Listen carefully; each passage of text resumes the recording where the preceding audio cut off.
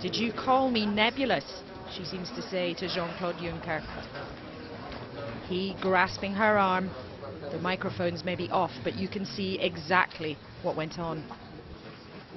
The Dutch Prime Minister comes along to try to make peace. Later, she had not forgotten the accusation. I was crystal clear about the assurances which are needed on the backstop, having heard the views of MPs in the House of Commons. I reiterated that it is in the interests of the EU, as well as the UK, to get this over the line. EU leaders had said she would not get those concessions on the so-called backstop. She begged to differ. My discussions with colleagues today have shown that further clarification and discussion following the Council's conclusions is in fact possible. You looked very angry when you were speaking to Jean-Claude Juncker earlier today. What did you say to him, and did he admit that he had called you nebulous? And secondly, the summit conclusions suggest the EU is not willing to budge, but you appear to be suggesting that they might. Can you tell us more about what they've said to you about their willingness to move? Because if Parliament won't budge and the EU won't budge, is it time for you to budge? Well, first of all, I had a robust discussion with Jean-Claude Juncker. I think that's the sort of discussion you're able to have when you've developed a working relationship and you work well together. What came out of that was his clarity that actually he'd been talking, when he used that particular phrase, he'd been talking about a general level of debate. We can look at this issue of further clarification, and that has been something I've been discussing with a number of EU leaders. So we will be working expeditiously over the coming days to seek those further assurances that I believe MPs will need. You might wonder what exactly has been going on with these negotiations. What are the misunderstandings in the relations between the EU and the Prime Minister? What has the President of the European Commission really been up to since that row? We were not dancing. She thought that I did criticize her by saying yesterday night that the British position was nebulous. I did not refer to her, but to the overall state of the debate in Britain. And in the course of the morning, after having checked what I said yesterday night, she was kissing me. We have treated Prime Minister May with a much greater empathy and respect than some British MPs, for sure. We have to bring down the temperature. And these attacks coming from Westminster against Europe, against the European Commission, will not be responded in the same way by the European Commission and by the European Union. Although I would like to do it. On and off the stage, the message from the EU is clear.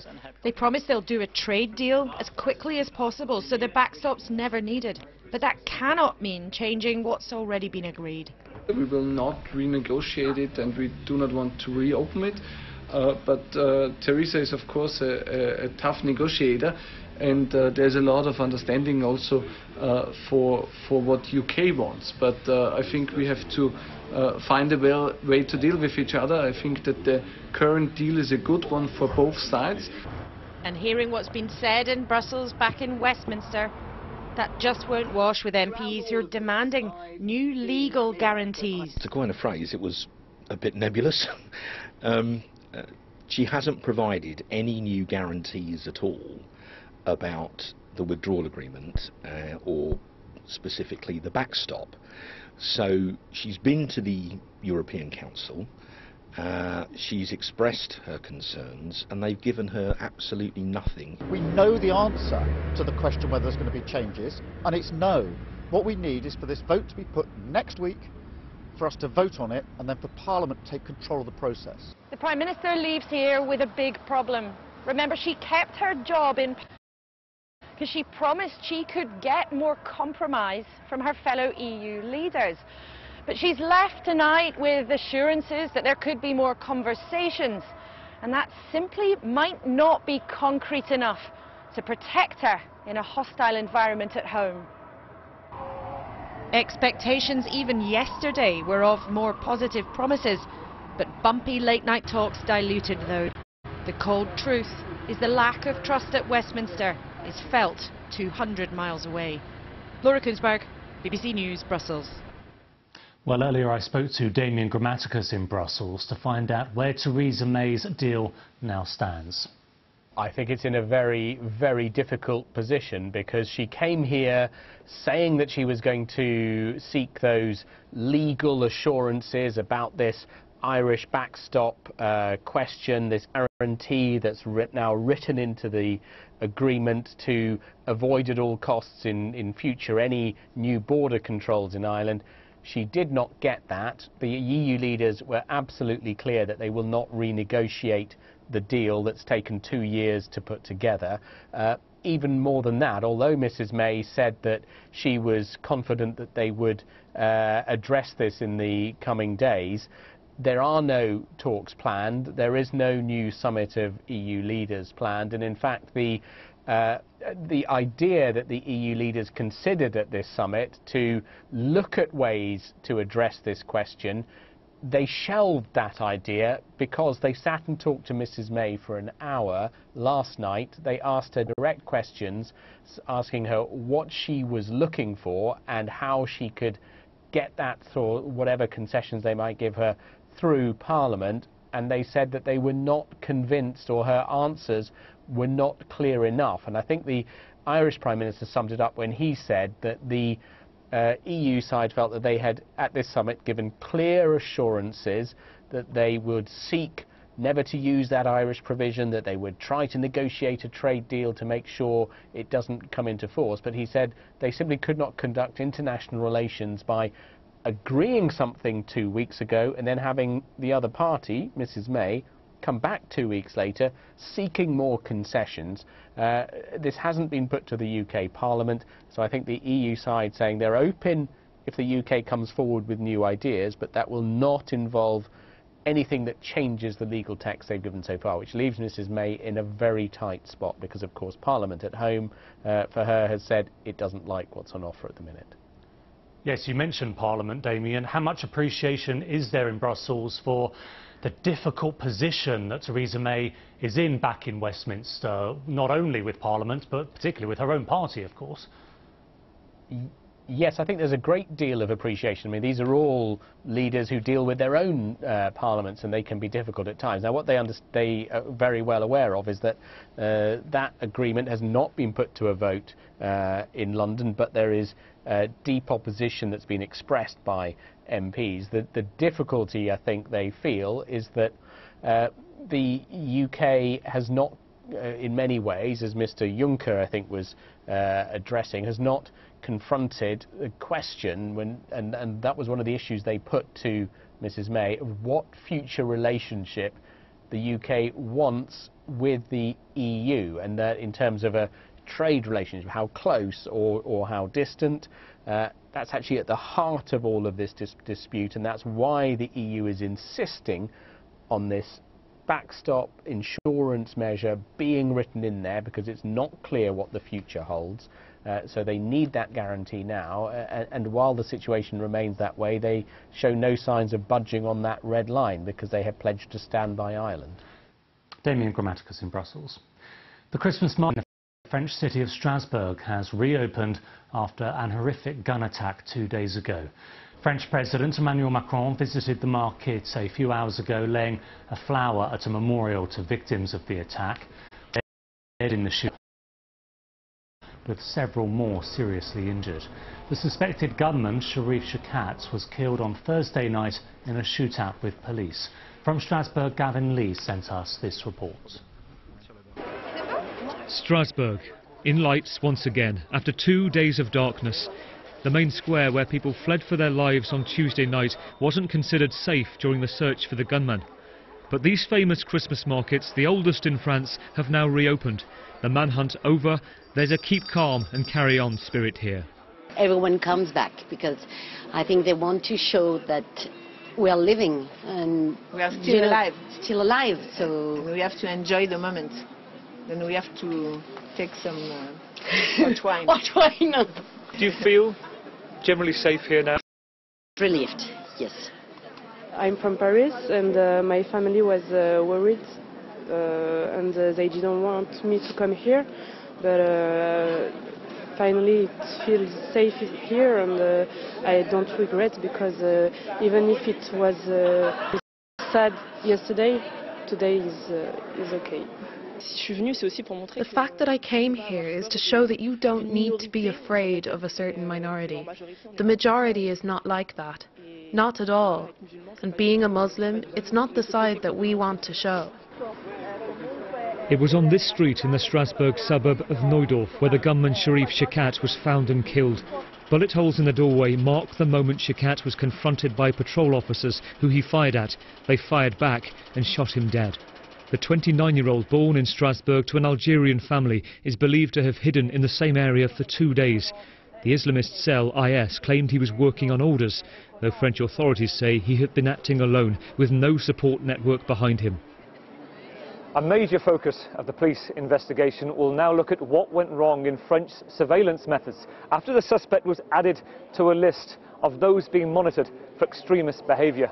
But for now, in the city that promotes itself as the capital of Christmas, it's slowly moving on and returning to normal. Gavin Lee, BBC News, Strasbourg. Do stay with us here on BBC World News. There's plenty still to come, including Mo Salah wins the BBC's African Footballer of the Year for the 2nd year running.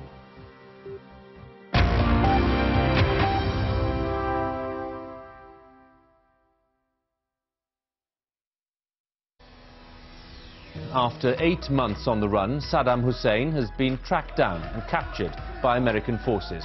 Saddam Hussein is finished because he killed our people, our women, our children. The signatures took only a few minutes, but they brought a formal end to 3.5 years of conflict that has claimed more than 200,000 lives. Before an audience of world leaders, the presidents of Bosnia, Serbia and Croatia put their names to the peace agreement.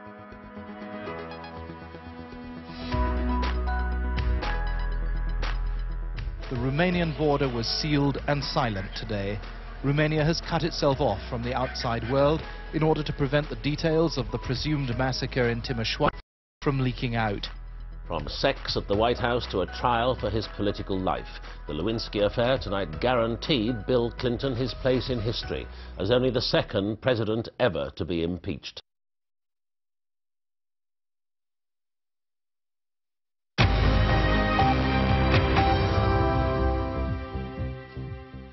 Welcome back. You're watching BBC World News today. I'm Duncan Golestani, and these are the latest headlines. Theresa May has said it's still possible she can get enough assurances from Europe to convince her own MPs to back her Brexit deal. And Strasbourg's Christmas market reopens 2 days after an horrific gun attack, which has now left 4 people dead. Donald Trump's former lawyer is insisting the US president knew making hush money payments during his 2016 presidential campaign was wrong, but ordered they be made anyway. Michael Cohen has been sentenced to 3 years for campaign finance and fraud crimes and must start his prison term by March. He's the first of Donald Trump's inner circle to be jailed following Special Robert Mueller's investigation into alleged Russian meddling in the election. The president says he never directed Michael Cohen to break the law, but in an interview with ABC News' George Stephanopoulos, Mr. Cohen said nothing in the Trump organization is done without the president knowing. He directed me to make the payments. He directed me to become involved in these matters, including the one with McDougal, which was really between him and David Pecker, and then David Pecker's counsel. I just reviewed the documents in order to protect him. I gave loyalty to someone who truthfully does not deserve loyalty. He was trying to hide what you were doing, correct? Correct. And he knew it was wrong? Of course. Did you know what you were doing? I'm angry at myself because I knew what I was doing was wrong. I stood up before the world yesterday and I accepted the responsibility for my actions. The actions that I gave to a man who, as I also said in my elocution, I was loyal to. I should not be the only one taking responsibility for his actions. That was Michael Cohen speaking to ABC News. Let's take a look at a few more stories now. And a 7-year-old Guatemalan girl who illegally crossed the US-Mexico border with her father has died hours after being taken into custody. The Washington Post is reporting the girl suffered seizures after she was detained and died of dehydration and shock. China has bought US soybeans for the first time since the trade war between the two countries started in July.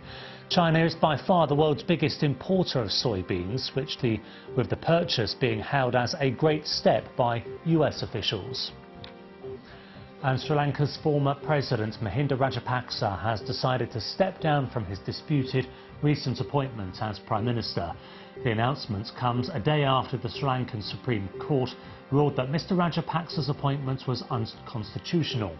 In a surprise move in October, President Maithripala Sirisena dissolved Parliament and sacked the then Prime Minister Ranil Wickremesinghe. A ceasefire agreement in Yemen's main port of Hodeidah has come into effect, allowing the delivery of essential humanitarian aid to millions of starving people. But there are reports, quoting residents, that fighting has now broken out on the outskirts of Hodeidah. Joost Hilterman is Middle East and North Africa Programme Director at the International Crisis Group. This is the first time that we have a ceasefire, and it is really remarkable that it has come to this point, because when the parties went into the talks a week ago, the expectations were very, very low. And maybe that was wise, because now we can look back and say, well, a lot was accomplished. Ceasefire is definitely in Hodeidah is critical, because this can delay and hopefully cancel the possibility of a major humanitarian catastrophe in Yemen. So there's going to be violations. I think that's almost inevitable. There's going to be some skirmishes here and there. Hopefully it will be limited to that. We'll have to see. I'm hopeful. In practical terms, what do we know about how it will work on the ground? Well, the idea is that the Houthis will withdraw from the port and hand it over to UN control. The UN itself will not be handling the operations at the port. It will leave this to people who have been handling the port since forever as technocrats under whatever leadership of the government or rebels, and UN will be overseeing it. There will be a demilitarized zone, we hope, around the city, and the channel, the supply line really from the port to the Northern Highlands, including the capital of Sana'a, should be open and protected. How it exactly is going to work out, we have to see. There will have to be some withdrawal of forces from the Emirati-backed side, the Yemeni fighters, but also the Houthis into the city. So there's a lot of detail that still needs to be worked out, and therefore there's still much that can go wrong. And of course, those supply lines need to be reopened, don't they? Because the humanitarian situation is so desperate. That's right. At the moment, there is still one line open along the coast northward to the port of Salif and then inland. But the main supply line from Hodeidah directly eastward into the Northern Highlands to the capital Sana'a, that needs to be reopened, and the mills and the storage facilities that are there also need to be reopened and rendered functional again. Let's take a look at the sport now with Ben Croucher. Hello, Ben. Duncan, many thanks indeed. Liverpool and Egypt striker Mohamed Salah has won the BBC African Footballer of the Year award for a second year running. Salah saw off competition from 4 other players. Our reporter Mimi Fawaz is at Anfield.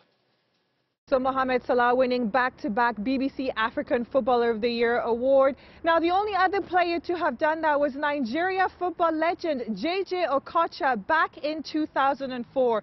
More than 650,000 people voted to crown him the king of African football. Now, he beat off Sadio Mane, Kalidou Koulibaly, Mehdi Benatia and Thomas Partey. Earlier on, I went to meet him at Melwood Training Ground and to give him the award.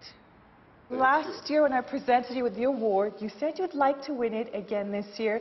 Yeah. You've done it. What does it feel like being the first player since JJ Okocha in 2004 to win this back-to-back? I think it's great feeling, you know. I would like to win it also next year, so I'm looking forward from now. But, you know, it's a great feeling to win another award 2 years in a row, so happy to win it. When you look back at your 2018, what have been for you some of the individual moments where you feel you were at the top of your game? I think there's many moments in 2018. Like I can say, like the game against Tottenham was top. The game against Rome here was also unbelievable. So each moment I feel like I'm scoring goals, helping the team to get the points, to be top in the league, you know, and that's always great feeling. Anything that you'll be looking forward to in the coming year for you overall? I think just to win, I want to win something with the club, so everyone is excited, everyone is happy about that. So I also try to push myself every day, you know, to help the team to win something. I'm sure this season everyone has I don't want to say motivation, but everyone wants to win something. So I think we will carry on until we see. Congratulations, Mohamed, the winner for the 2018 BBC African Footballer of the Year. Thank you very much. Thank you. So very delighted, Mohamed Salah there. Liverpool are top of the table, and Salah's hoping to have a good year ahead, hopefully winning some, of course, titles. And as well for club and country, for Egypt, they have the Africa Cup of Nations coming. The last time that Egypt won it was back in 2010. So Mohamed Salah is hoping for an even better year ahead. That's Mimi Fawaz at Anfield for us. Now, Salah is likely to be lining up for Liverpool in the big game in the Premier League this weekend. It sees the leaders host Manchester United and Jose Mourinho. Liverpool are 16 points clear of their rivals after just 16 games. And although they spent £100 million more than United in the summer, what seems to be the problem? It's not just about spending money and reinforcing the squad. A football team is more than that. A football team is not just about spending the money. Football team is a little bit like a house too. A house is not just about buying new furniture. You have to do work in the house, and when the house is ready, then you buy the furniture, you spend money in the best possible furniture, and then you are ready to live in an amazing house.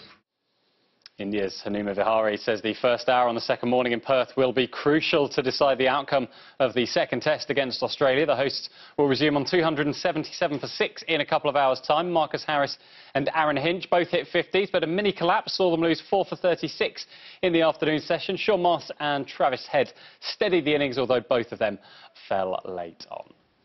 And that is all your sport for now. Duncan. Great, thanks very much, Ben. And finally from us, Britain's royal family have revealed which photos they're putting on their Christmas cards this year. And it's not just those who are on their yearly list who get to see what they've picked, because we've got them for you. There we go. The Duke and Duchess of Cambridge have chosen a picture of their family at their Norfolk home, while Harry and Meghan are seen watching fireworks at their wedding reception earlier this year. And the Duke and Duchess of Cornwall, meanwhile, are seated on a bench in the grounds of Clarence House, perfect for your mantelpiece, if you are so lucky. You're watching BBC World News Today. Bye-bye.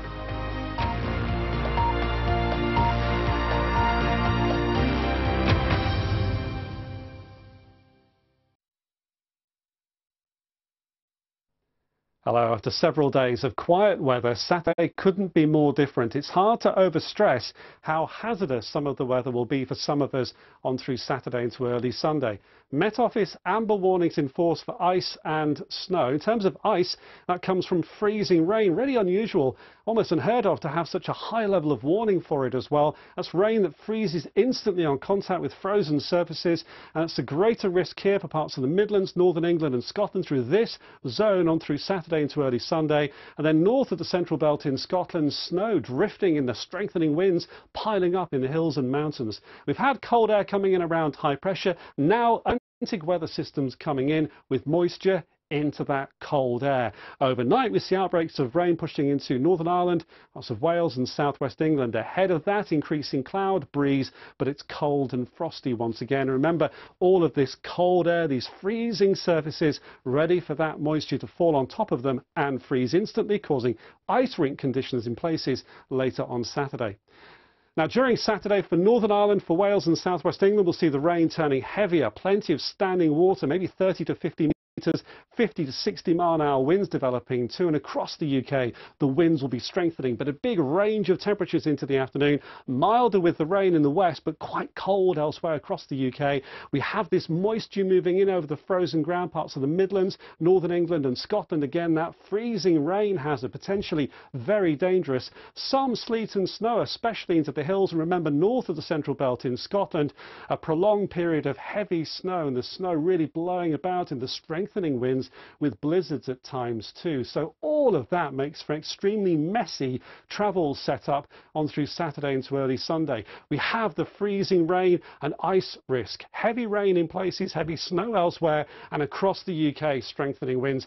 Do keep in touch with the latest situation near you through BBC Local Radio. Now we see further snow affecting parts of Scotland overnight and into Sunday morning. Eventually that clears away. Further showers coming towards the west and south on Sunday. Elsewhere it looks a little drier and brighter, and it's a little less cold as well. That's your latest forecast.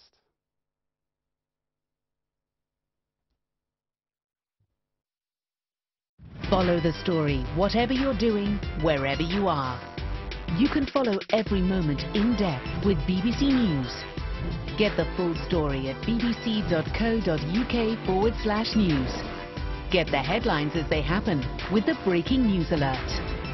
And keep up with events by watching the BBC News channel in the app. Follow the story wherever you are with BBC News.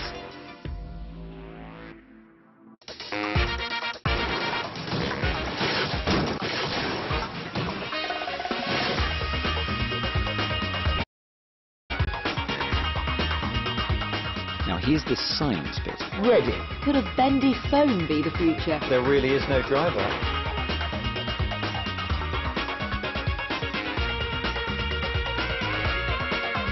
Oh, feel better for that. Click tomorrow at 12:30 on the BBC News channel. Sometimes being in the driving seat is... She stayed in school. She's a... This isn't just playing sports, this is the simple act of standing, and you're a... You don't need superpowers to change the world. 100 Women, a season of inspiring and challenging stories on the BBC.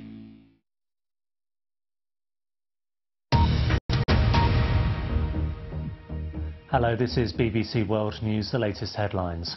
The British Prime Minister Theresa May is insisting it's possible to get further clarification from the EU to win support for her Brexit deal. But the EU said there could be no renegotiation of the withdrawal agreement. The truce agreed by the warring parties in Yemen has come into effect in the country's main port, Hodeidah. There are, though, unconfirmed reports that fighting has broken out on the outskirts of the city. Strasbourg's Christmas market has reopened amid tight security 3 days after a deadly attack there by an Islamist gunman. The suspect was shot dead by police after a 2-day manhunt. And Donald Trump's former lawyer has insisted that the president knew it was wrong to make hush money payments during his 2016 presidential campaign. In a TV interview, Michael Cohen said nothing at the Trump Organization was done without his knowledge.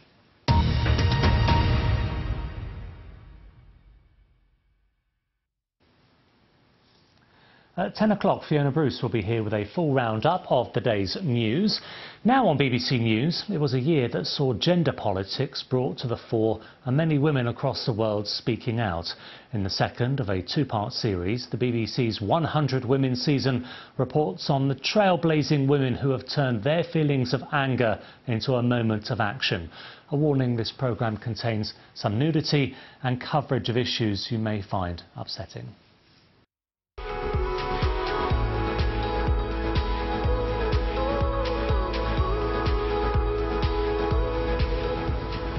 Hello and welcome to the BBC's 100 Women season.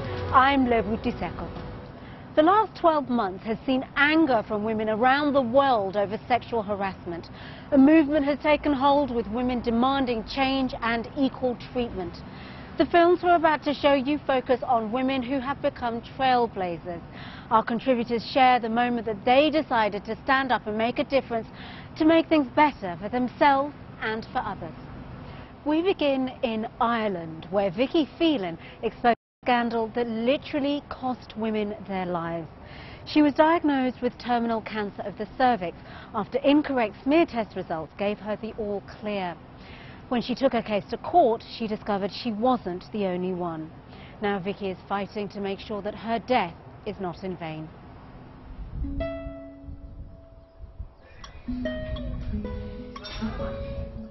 Tyler, are you having a pancake? Until recently, Vicky was a normal mammy, a mother living with her family on the west coast of Ireland. Her journey to trailblazer begins in 2011 when she had a routine smear test for cervical cancer. My result came back as no abnormality detected, and I got on with my life, raising my kids. 3 years later, when I went back for the next routine screening, that was when things changed. I hear movement, I think. This time, it was bad news. Vicky was diagnosed with cervical cancer. I was diagnosed in July 2014, went through treatment and finished up, and was given the all clear in February 2015. Sadly, it came back, and in January this year, Vicky received the worst news. Now, it was terminal. When you hear the word palliative, you know what that means. You know it means this is it, this is the end, it's not curative. And people saying, my legs went out from under me, I know what that actually feels like now. My legs are literally, I thought I was going to faint, my legs were all wobbly, I really couldn't breathe. Thank God there was kind of an area where I could go to the toilet before I went back out to face my mother and my daughter, and I just had to cry and cry and cry my eyes out. Oh, there's a diamond. I got one. As her family battled with the prospect that she was going to die, Vicky discovered something odd in her medical file. Cervical Check is the company that runs Ireland's smear tests. Because of her 2014 diagnosis, the company took another look at her original test from 2011. This time, they concluded there had been cancer. In black and white, this report was stating that I had cancer in 2011. Not a query, not maybe. Black and white, this was telling me I had cancer. Not only was her cancer much older than she thought, but her doctor knew there had been a mistake and didn't tell her for 15 months. What I've learned since is that if my smear in 2011 had been correctly read, I would have had to have a hysterectomy back in 2011. My cancer would have been contained within my cervix, and I would have had a 95% chance of being cured, and I wouldn't be in a terminal cancer position that I am now. To my family, my friends and my supporters who supported my decision to take this case at a time when I really should be concentrating on my health, I would not have been able to do this without you. Vicky sued the American laboratory that Cervical Check used to perform the smear test and the Irish Health Service for withholding the information from her. And on paying for clinical trials to keep me alive. After several offers, she ultimately settled the case for €2.5 million, but with no admission of liability. liability. And I truly hope that won't be the case. The money will provide for my family. The first morning I woke up and knew that there were women dead as a result of this. That really upset me.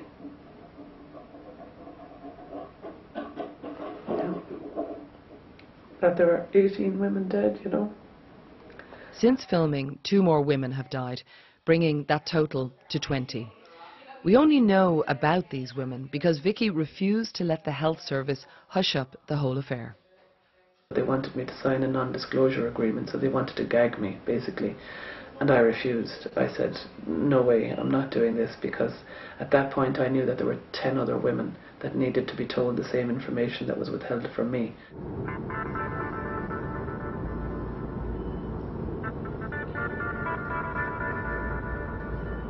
By refusing to sign the NDA, the court papers were made public and Vicky exposed the scale of the crisis in Ireland's screening programme. And literally from that moment on, my life has not been the same.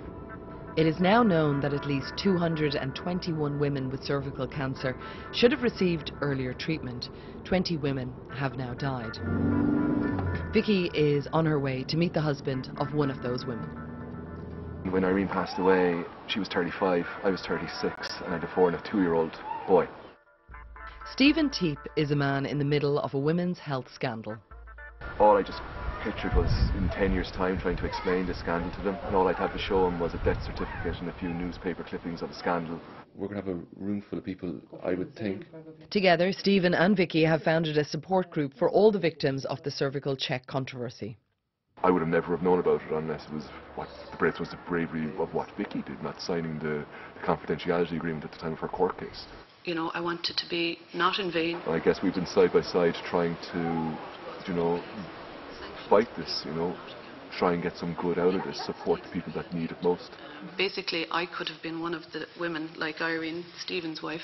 It's frightened every single woman in Ireland because they don't know right now, can they trust the last smear that they've had? And do you blame them when they